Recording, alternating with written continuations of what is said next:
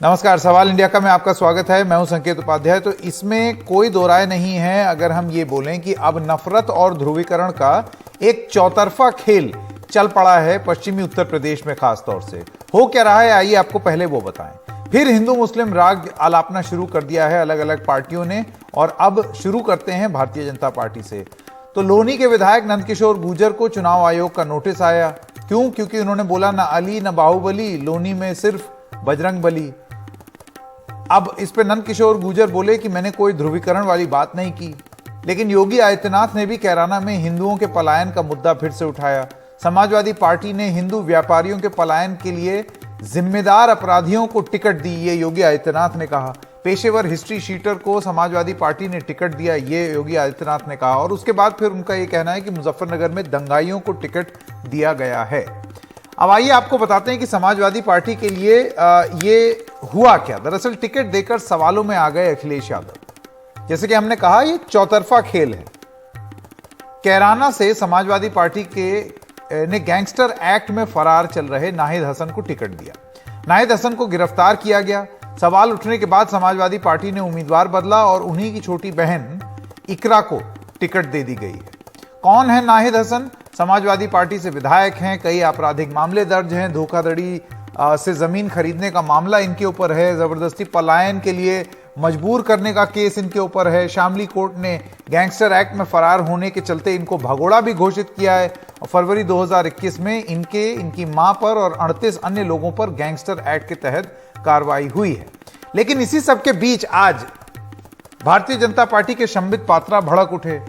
वो सपा पर, समाजवादी पार्टी पर भड़के और उन्होंने कहा कि एक ऑर्गेनाइज सिंडिकेट चल रहा है समाजवादी पार्टी और कांग्रेस का। उनका कहना था कि नाहिद हसन वही हैं जिसने हिंदुओं के खिलाफ जहर उगला था, कैराना से हिंदुओं के पलायन के लिए जिम्मेदार किया था। आज नाहिद हसन जेल में हैं। समाजवादी पार्टी ने कैराना से ऐसा उम्मीदवार बनाया है। इस पर अखिलेश यादव की क्लैरिफिकेशन आई। अखिलेश यादव का यह कहना है कि हमारे लोगों पर झूठे आरोप लगाए गए, 5 साल में हमारे लोगों पर सबसे ज्यादा मुकदमे किए गए, और उसी कड़ी में नाहिद हसन भी शामिल हैं। तो उनका यह कहना है कि यह एक पॉलिटिकल वेंडेटा का मामला है। अच्छा, इस सब के बीच में ये तो सपा और भाजपा, आप समझ रहे होंगे कि यही नफरत की गाड़ी घूम रही है, लेकिन इसमें अब कांग्रेस पार्टी भी लपेटे में आ गई।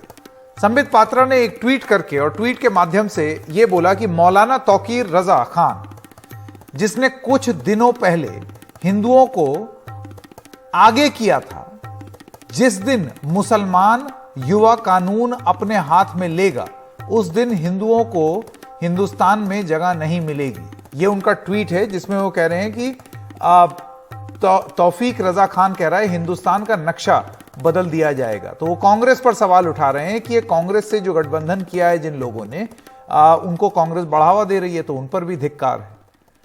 तो जो बड़ा सवाल है जो हम पूछ रहे हैं वो अब से थोड़ी देर में आपको दिखाएंगे। उससे पहले आइए सुन लेते हैं अलग अलग रिएक्शन, कौन कौन से नेता ने क्या क्या बोला।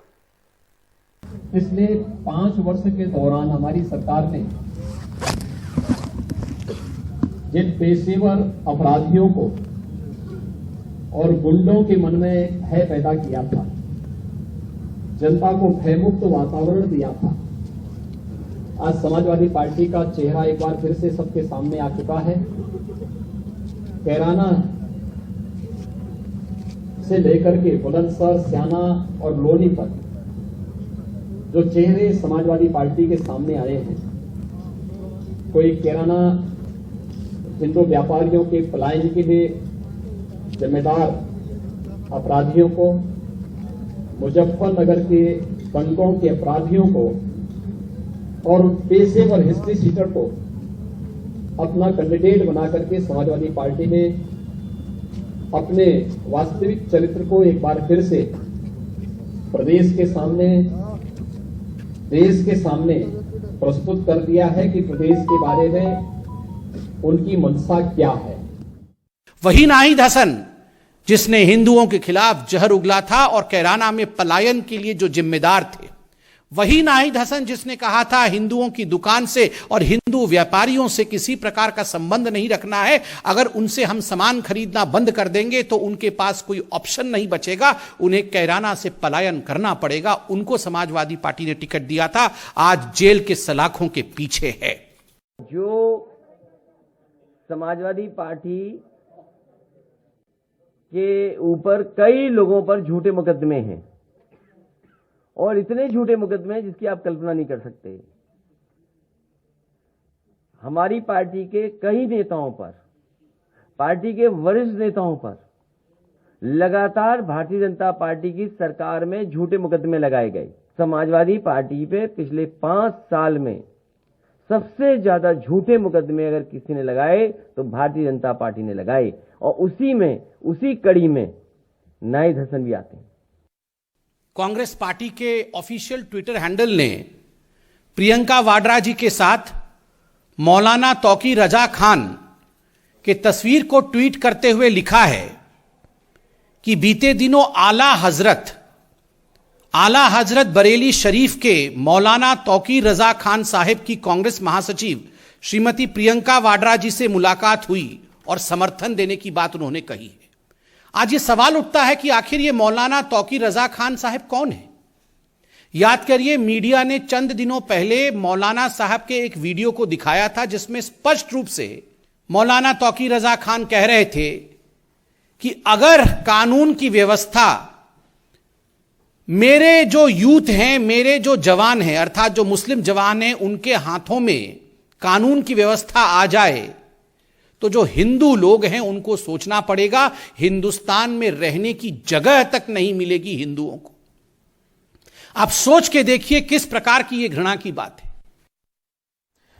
तो सवाल इंडिया का में जो सवाल हम पूछ रहे हैं वो है ये, नफरत और ध्रुवीकरण का चौतरफा खेल। समाजवादी पार्टी भाजपा नफरत पर आमने सामने है तो अब कांग्रेस भी पीछे नहीं है। एक हिंदू रिझाए तो क्या एक मुसलमान?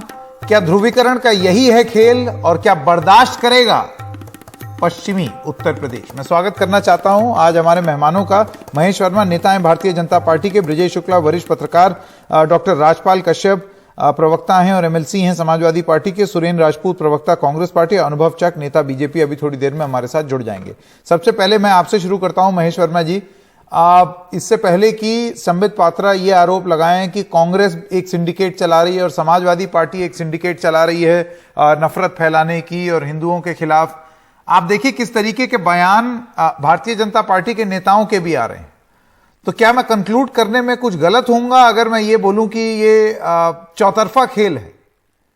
लोनी के विधायक भी तो कुछ कुछ बोल रहे हैं। कल मुख्यमंत्री वहां जाकर के ये बोला है कि कैराना में पलायन हुआ, अपराधियों को टिकट दे दी गई, हिंदुओं को वहां से मार के भगाया गया। नहीं, ये बोलना नहीं बनता है क्या? मैं आपसे सवाल पूछता हूं, जो नाहिद हसन, आप धर्म संसद के नाम पे नफरत गैंग की बात करते हैं, वहां पे भारतीय संविधान को लाके आईना दिखाने का काम करते हैं, वहां सवाल खड़ा करते हैं।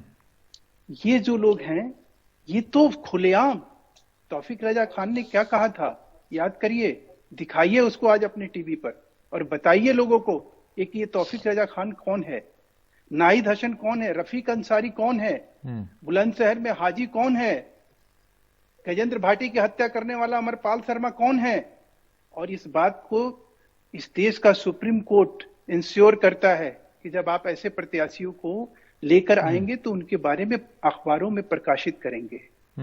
क्या उसके प्रति आंख बंद कर लिया जाए? सुप्रीम कोर्ट ने जो कहा था, जो ऑर्डर दिया था, उसको नहीं, आप आंख बंद मत कीजिए, बिल्कुल सवाल पूछिए और सवाल पूछे भी जाने चाहिए और समाजवादी पार्टी से भी ये सवाल पूछे जाएंगे। लेकिन महेश वर्मा जी देखिए, जिस प्रवक्ता से या जिस नेता से जो सवाल पूछना है मैं वो पूछूंगा। उन समाजवादी पार्टी और कांग्रेस से ये सारे सवाल पूछे जाएंगे अभी थोड़ी देर में। लेकिन बीजेपी से मेरा सवाल ये है कि क्या लोनी के विधायक जो बोल रहे हैं, सबकी बात कर रहा हूं, जिनकी लोनी के विधायक जो बोल रहे हैं, सबकी बात होगी, सबकी बात इस कार्यक्रम में सबकी बात होगी, आप चिंता मत कीजिए, ठीक है। लेकिन अगर लोनी के विधायक जिसका नोटिस इलेक्शन कमीशन ने ले लिया है, वो ये कहते हैं ना अली होंगे ना बाहुबली होंगे, सिर्फ बजरंग बली होंगे, इलेक्शन कमीशन तक ने नोटिस ले लिया है इस बयान का, क्या मतलब है इस बयान? हाँ, अगर वो नोटिस लिया गया है तो निश्चित रूप से उसके ऊपर हम अपना पक्ष भी रखेंगे, हम बताएंगे भी। अगर नंदकिशोर जी की कोई ऐसी चीज आई है, वो उसकी पूरी तरह से स्पष्टीकरण भी देंगे, आप उसकी चिंता मत करिए। लेकिन नंदकिशोर जी के इस बात को लेकर, उस चीज से जो इस देश में आग उगलते हैं, जो ये चाहते हैं कि इस देश में जो है जो कुछ भी है वो हम हैं, अकबरुद्दीन की तरह जो है ये कह देना इस देश में कि मैं हिंदुओं का ना सामान खरीदा जाएगा, ना हिंदुओं की दुकान पे कोई जाएगा। डॉक्टर राजपाल कश्यप, मैं आपके पास आना चाहता हूँ। डॉक्टर कश्यप, आप मुझे ये बताइए, ठीक है, सुन लिया हमने। ये अभी से भारतीय जनता पार्टी की एक प्रेस कॉन्फ्रेंस भी देखी, महेश वर्मा जी जो बोल रहे हैं हमने वो भी सुना। आरोप एकदम साफ हैं कि नावेद हसन वो आदमी हैं जो खुलेआम नफरत फैला रहे थे एक समुदाय विशेष के खिलाफ। नावेद हसन वो हैं जिनके ऊपर मुकदमे हैं। नावेद हसन वो हैं जो कि अदालत द्वारा भगोड़े घोषित कर दिए गए थे। ऐसे में समाजवादी पार्टी किस मुंह से यह चीज बोल सकती है कि हम अपराधियों को टिकट नहीं देते? दिया तो था। संकेत जी, यहां तड़ी पार बीजेपी में गृह मंत्री है, आपके जो एक गृह राज्य मंत्री है, उनके बेटे ने किसानों को कुचला है, पत्रकारों को तक को धमकी दी जा रही। ये बीजेपी है ना इनका चरित्र। ये मुख्यमंत्री जी का एफिडेविट है, योगी आदित्यनाथ जी का। डॉक्टर कश्यप देखिए, ऐसा है, उनसे पूछिए, जाओ उससे पूछ के आओ, जाओ वो फाइल लेकर के आओ, जाओ उसका साइन लेके आओ। इस तरीके के आर्गुमेंट से ना बात आगे नहीं बढ़ेगी। डॉक्टर कश्यप, आप ही के नेता का बयान कि हम क्रिमिनल्स को सीट नहीं देंगे, उसके बाद नाहिद हसन को सीट दे देना, टिकट दे देना, जिनके खिलाफ आप एक बार को उनके खिलाफ जो आरोप हैं, राजनीतिक आरोप हैं, उनको किनारे भी रख दीजिए। अदालत ने उनको भगोड़ा घोषित किया हुआ था भाई। अदालत के मुजरिम हैं वो। छोड़ दीजिए पॉलिटिकल आर्गुमेंट, फिर भी आपने टिकट पॉलिटिकल नहीं तो ये यहां तो पत्रकार अगर दाल में सब्जी दिखा दे तो मुकदमा नहीं लिखा जा रहा क्या? या ये किसान बैठे थे तो उनको तो भी तो आतंकवादी बता दिया गया, उनको भी तो दंगाई बता दिया है। यहाँ तो जो विपक्ष में है वो आतंकवादी है, और इनके यहाँ जो इन्होंने बात कर रहा हूं सरकार की नहीं डॉक्टर कश्यप, अदालत ने भगोड़ा घोषित किया है। अगर वो सही थे, बात तो यही कही जाती है ना, आप अदालत के सामने आते, अदालत साफ कर देता।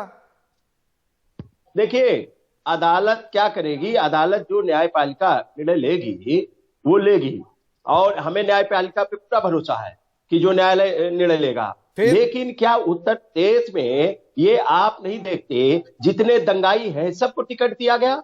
या मुख्यमंत्री जी कौन सी भाषा शैली बोलते थे? जहरीली भाषा तो वही बोलते हैं सबसे ज्यादा। उनके भाषण आप उठा के देख लीजिए, उनके ऊपर मुकदमे हैं इस बात के मुकदमे, और स्वयं वापस ले लिया मुकदमा। और जो आपके उप मुख्यमंत्री है उन पे मुकदमे हैं, और ये लंबी सूची भी है। एक है ब्रजेश सिंह, धनंजय सिंह, राजा भैया, उदयभान सिंह, अशोक सिंह चंदेल, अभय सिंह, विनीत सिंह, ब्रजभूषण सिंह, चुलबुल सिंह, सोनू सिंह, मोनू सिंह, अजय सिंह सिपाही, पिंटू सिंह, ये इतने पता है 106 मुकदमे, किसी पे 48 मुकदमे। ये क्या कर रहे हैं? और पहली पार्टी है बीजेपी जिसमें एडीआर की रिपोर्ट आई है, जिसमें इनके वर्तमान के विधायक नहीं लड़ पाएंगे। इन्होंने इतने 32 विधायक इनके वर्तमान में है जो चुनाव नहीं लड़ पाएंगे।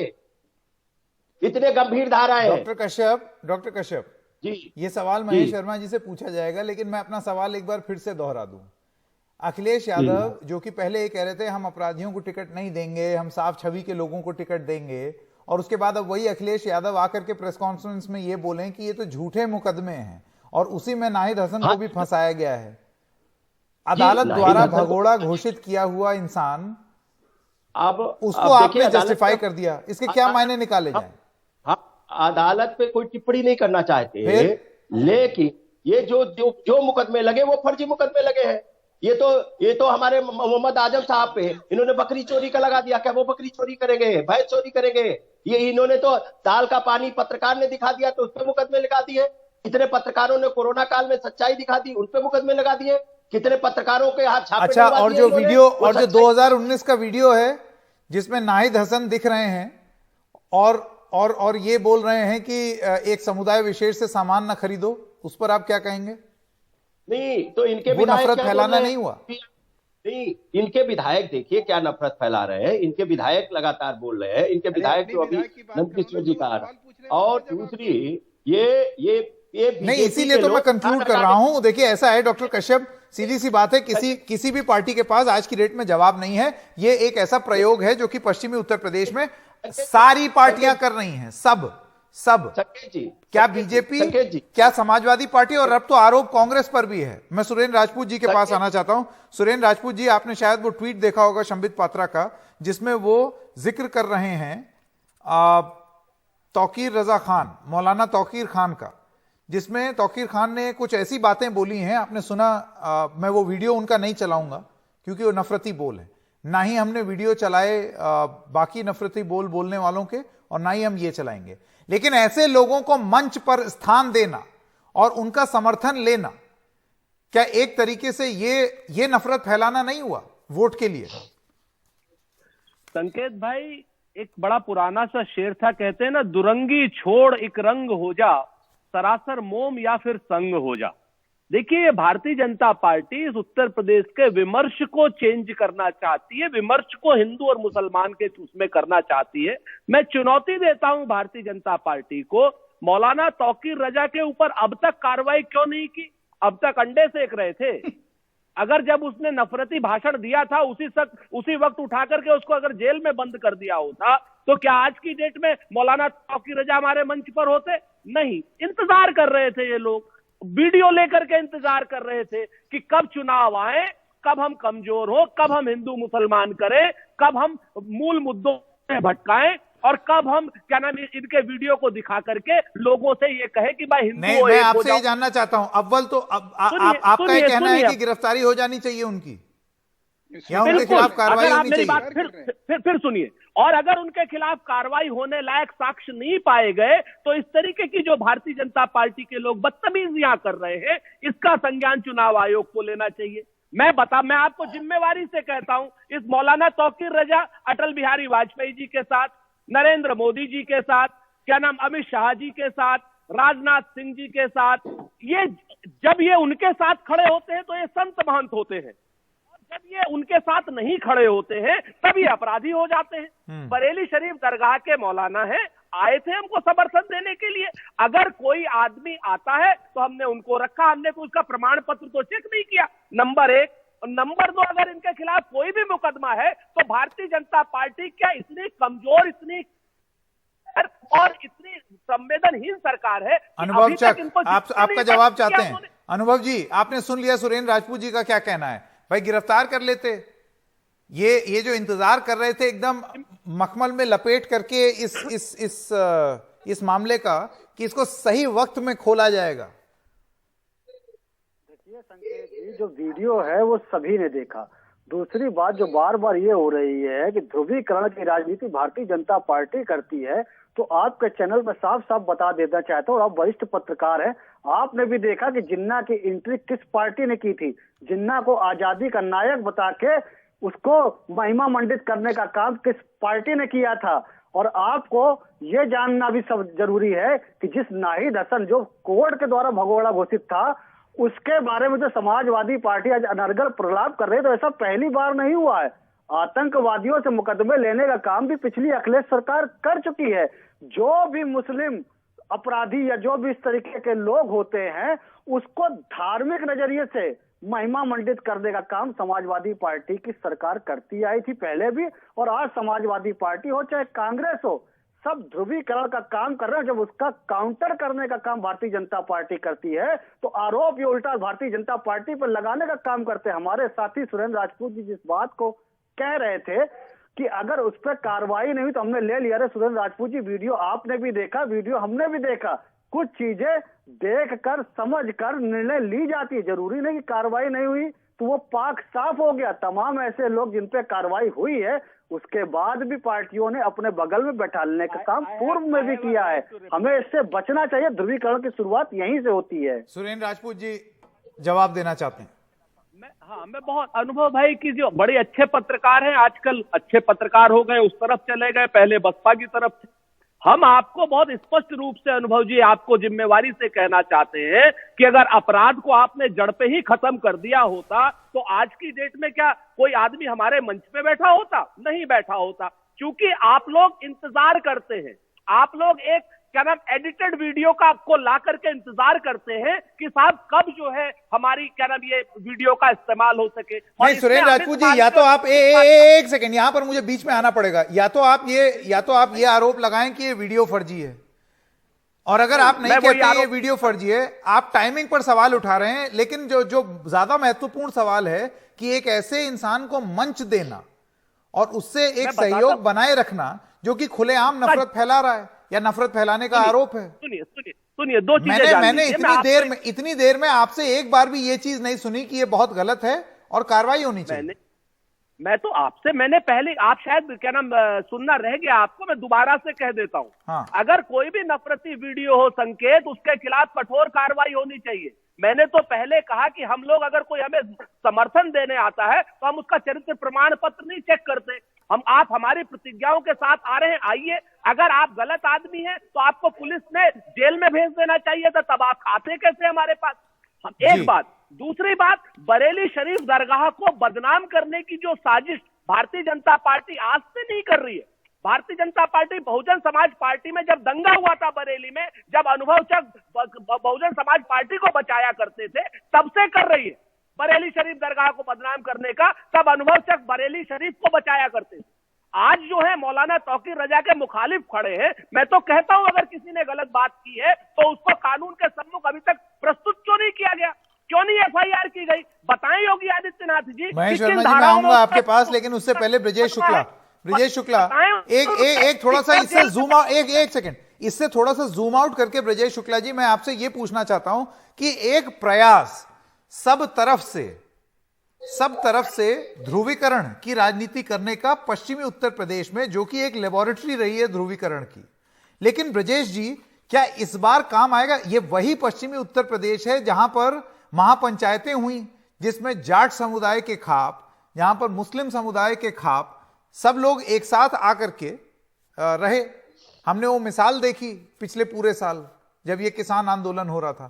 तो मैं आपसे ये जानना चाहता हूं, क्या ध्रुवीकरण की राजनीति काम करेगी? प्रयास हो रहा है, वो दिख रहा है, काम करेगी या नहीं, ये आपका विश्लेषण। संकेत जी, ये एक ऐसी जमीन रही है कि ये बहुत वास्तव में जो विवादित बयान है, जो हिंदू मुस्लिम की राजनीति है, इसकी एक उर्वरा भूमि है ये पश्चिम उत्तर प्रदेश। मैं लगातार कवर करता रहा हूं, इसको देखता रहा हूं। तो यहां पर हमेशा इसी तरह के बयान, इसी तरह चुनाव को इसी तरफ मोड़ने का प्रयास होता है हर बार। इस बार एक परिवर्तन दिखा था जिसमें किसान आंदोलन चल रहा था, तो कुछ पंचायतें हुई थी किसानों की। उसमें यह हुआ था कि यह लगा था कि 2013 में जो दंगे हुए थे वो जो है उसका घाव मिट गए हैं और एक मंच पे लोग आ रहे हैं। लेकिन पिछले 5 दिनों से जो कुछ हो रहा है, ये वो फिर प्रयास है, और मैं किसी एक पार्टी का नहीं है, ये सारे लोग जुटे हुए हैं। मैं तो कहता हूं कि नंदकिशोर गुर्जर के आज बयान दे रहे हैं, नंदकिशोर गुर्जर इसके पहले भी इसी तरह बयान देते रहे हैं। और जो समाजवादी पार्टी जो कह रही है, क्या वो भूल जाते हैं कि ये कोई केस लगा नहीं है? बाकायदे उन्होंने बयान दिया, सबको दिखाया, सब लोगों ने देखा। क्या इससे नहीं बचा जा सकता था? आज बचे हैं, आज उन्होंने बहन को टिकट दिया है। और तौकीर रजा, क्या पूरे सारे जो बरेलवी उसके हैं, क्या सारे लोग सहमत हैं?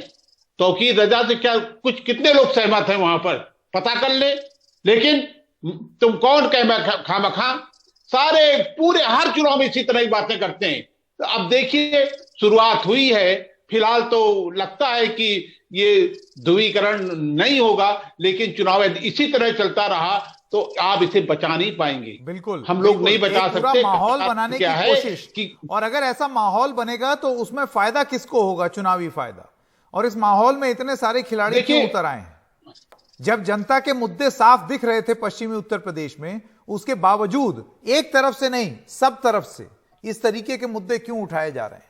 आप सब लोगों का बहुत बहुत धन्यवाद हमारे साथ जुड़ने के लिए।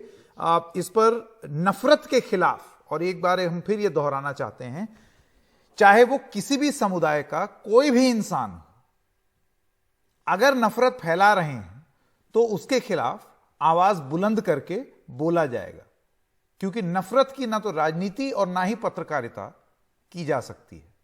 ये ठीक नहीं। सवाल जारी रहेंगे ब्रेक के बाद।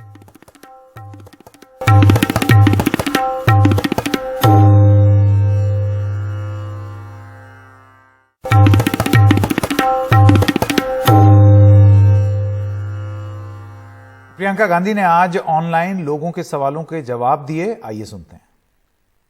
शशांक शर्मा जी पूछ रहे हैं कि मैम, आपने उन्नाव में रेप पीड़िता की मां को टिकट दिया है, एक आशा बहन को टिकट दिया है, धनबल बाहुबल की राजनीति में आपने क्यों इस राह को चुना? क्या आपको नहीं लगता कि दूसरी पार्टियां इन प्रत्याशियों को कमजोर समझ रही होंगी क्योंकि इनके पास पैसा और बाहुबल नहीं है? कुछ हद तक ये बात सही है कि हो सकता है कि दूसरी पार्टियां समझे कि ये कमजोर है, लेकिन जितना संघर्ष इन लोगों ने किया है और जितना अत्याचार इन्होंने सहा है, मुझे लगा और मेरी पूरी पार्टी को लगा कि उन्हें राजनीतिक शक्ति देने का मौका हमें देना चाहिए। अपने पैरों पर खड़े होने का मौका, अपनी लड़ाई को ठोस तरह से राजनीति के द्वारा भी लड़ने का मौका मिलना चाहिए। इसलिए हमने उनको टिकट दिए और हम तो हैं उनके साथ ना, हमारी पार्टी तो है। तो धनबल और बाहुबल जो नेता होते हैं ज्यादातर उनको अपनी पार्टी से मिलता है, तो हम उनकी मदद करेंगे, उनका पूरा समर्थन करेंगे, उनके प्रचार में हम लगेंगे, ठोस तरह से जो भी उनकी जरूरत है हम उनको मदद करेंगे ताकि वो एक अच्छी लड़ाई लड़ पाएं। क्योंकि मकसद ये है कि हम कहें, इस पूरे देश को, पूरे प्रदेश को कहें कि आपने सत्ता का दुरुपयोग किया। ये लोग जो हैं, इन पर अत्याचार किसने किया है? ज्यादातर उन लोगों ने किया जो सत्ता में थे, जिनके पीछे सत्ता खड़ी है, जिनकी मदद प्रशासन, पुलिस करती है। तो हम दिखाना चाह रहे थे कि आपने अत्याचार इसलिए आप कर पाए क्योंकि आपके हाथों में सत्ता थी। वो सत्ता हम छीन के, हम आपसे छीनेंगे और उनको देंगे जिनका अत्याचार आपने किया है। और नाहिद हसन आरोपों से घिरे हुए हैं, आखिर क्या है पूरा मामला है, आइए सीधे चलते हैं कैराना, जहां से हमारे सहयोगी रवीश रंजन शुक्ला ये रिपोर्ट दे रहे हैं। उत्तर प्रदेश का चुनाव चल रहा है और इस वक्त मैं उत्तर प्रदेश के सबसे विवादास्पद और सबसे हॉट सीट यानी कैराना में इस वक्त मौजूद हूं। कैराना का जब भी नाम आप लोग सुनते होंगे तो आपके जहन में जो बीजेपी के आरोप हैं, हिंदुओं का पलायन, अपराधियों को संरक्षण देने का जो मामला है, वो आपके जहन में गूंज जाता होगा। कैराना का नाम चले और नाहिद हसन का नाम ना आए, ये कैसे हो सकता है? मैं इस वक्त नाहिद हसन के घर पर हूं। ये आप देख सकते हैं कि ये उनका पुश्तैनी घर है नाहिद हसन का। उनके जो पिता हैं मुनव्वर हसन, उनकी मौत हो चुकी है, 4 बार के सांसद रह चुके हैं। परिवार के लोग जो है, एक इकरा हसन हैं, सपा के आला कमान ने उनको फिलहाल मीडिया के सामने आने से मना किया है। अभी हमारी इकरा हसन से बात हुई है। इकरा हसन का ये कहना है कि फिलहाल नाहिद हसन ही कैराना की सीट पर समाजवादी पार्टी के टिकट से चुनाव लड़ेंगे। लेकिन अगर कोई तकनीकी मामला नहीं फंसता है, जब बहुत ही एक तरीके से पुख्ता हो जाए कि अब किसी भी तरीके से वो नहीं लड़ सकते हैं, तभी वो नहीं लड़ेंगे। अभी की हम बात करें तो इकरा का ये कहना है कि नाहिद हसन ही कैराना विधानसभा सीट से चुनाव लड़ेंगे। तो 2014 में जब उन्होंने सियासी शुरुआत की तो उस वक्त उनके ऊपर केस थे कि नहीं? नहीं, कोई केस नहीं था। हाँ। ना 2014 में था, ना 15 में था, ना 16 में था, ना 17 में था।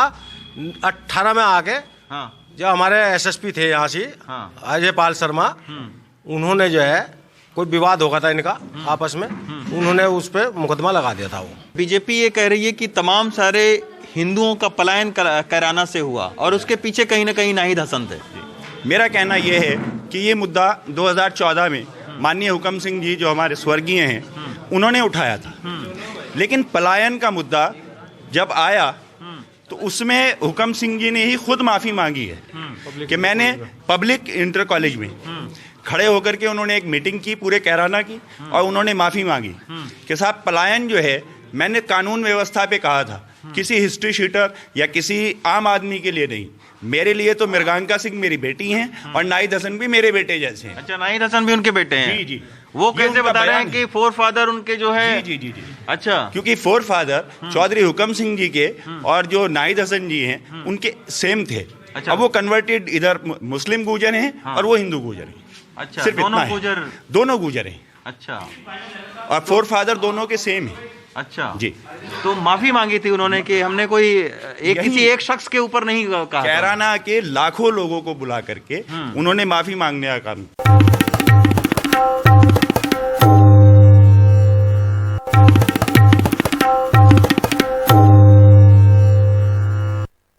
महाराष्ट्र कांग्रेस के अध्यक्ष नाना पटोले के एक बयान के बाद बवाल हो गया है। इस बयान के मुताबिक नाना पटोले ने कहा था कि मोदी को मार सकता हूं, गाली दे सकता हूं, जिसके बाद उनके खिलाफ नागपुर में शिकायत भी दर्ज हो गई। अब इस बयान पर उन्होंने सफाई देते हुए कहा है कि मैं किसी और मोदी के बारे में बात कर रहा था। असली बात यह है कि जिस भी मोदी के बारे में बात कर रहे थे, ये मारने काटने की बात क्यों हो रही थी? यह हमारे परिसर में एक गांव गुंड है और वहां के लोग मेरे को कंप्लेंट कर रहे थे। उस गुंड के बारे में मैं बात कर रहा था, उसका भी नाम मोदी है। और जो बीजेपी जिस तरह से आतंक कर रही है उसका कोई इस विषय से कोई अर्थ नहीं है। जो लोग मनमोहन सिंह साहब को प्रधानमंत्री रहते हुए चोर बोल सकते हैं, हमें पता है प्रधानमंत्री पद की क्या गरिमा होती है। वो देश के प्रधानमंत्री होते। मैं नरेंद्र मोदी जी देश के प्रधानमंत्री के बारे में वो वक्तव्य नहीं किया हूं। और गांव गुंड के बारे में मैंने किया हूं। अगर गांव गुंड का बीजेपी समर्थन करती है तो उनका इश्यू है। क्या आप अभी उस मोदी का शोध लोगे? बिल्कुल, हम पुलिस को भी उस बारे में खबर करेंगे और वो बिल्कुल उसके ऊपर कार्रवाई करेंगे।